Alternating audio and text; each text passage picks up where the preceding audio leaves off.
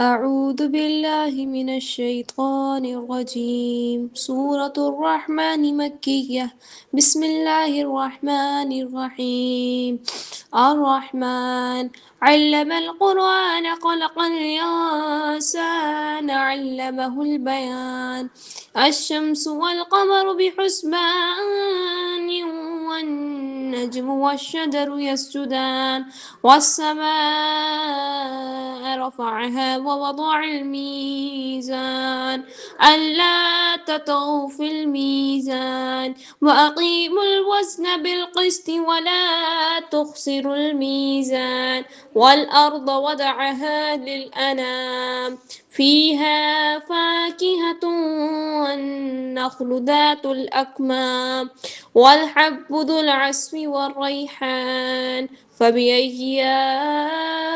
آلاء ربكما تكذبان خلق الإنسان من صلصال كالفخار وخلق الجن من مارج من نار فبأي آلاء ربكما تكذبان رب المشرقين ورب المغربين فبأي آلاء ربكما تكذبان مرج البحرين يلتقيان بينهما برزخ لا يبغيان فبأي آلاء ربكما تكذبان يخرج منهما اللؤلؤ والمرجان فبأي آلاء ربكما تكذبان وله الجوار المنشآت في البحر كالأعلام فبأي آلاء ربكما تكذبان كل من عليها فان ويبقى وجه ربك ذو الجلال والإكرام فبأي آلاء ربكما تكذبان يسأله ما في السماوات والأرض كل يوم هو في شأن فبأي آلاء ربكما تكذبان سنفرغ لكم أيها الثقلان فبأي آلاء ربكما تكذبان يا معشر الجن والإنس إن استطعتم أن تنفذوا من أقطار السماوات والأرض فانفذوا لا تنفذون إلا بسلطان فبأي آلاء ربكما تكذبان يرسل عليكما شواظ من نار ونحاس فلا تنتصران فبأي آلاء ربكما تكذبان فإذا انشقت السماء فكانت وردة كالدهان فبأي آلاء ربكما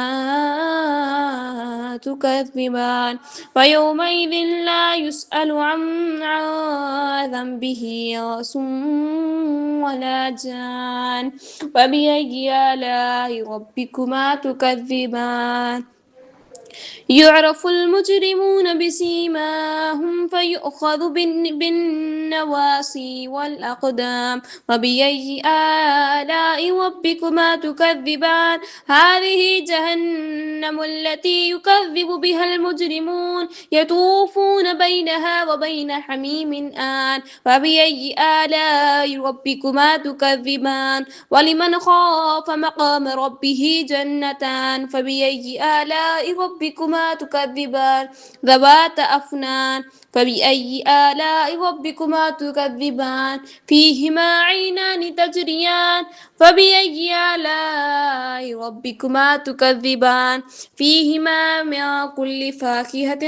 زوجان فبأي آلاء ربكما تكذبان متكئين على فرش بطائنها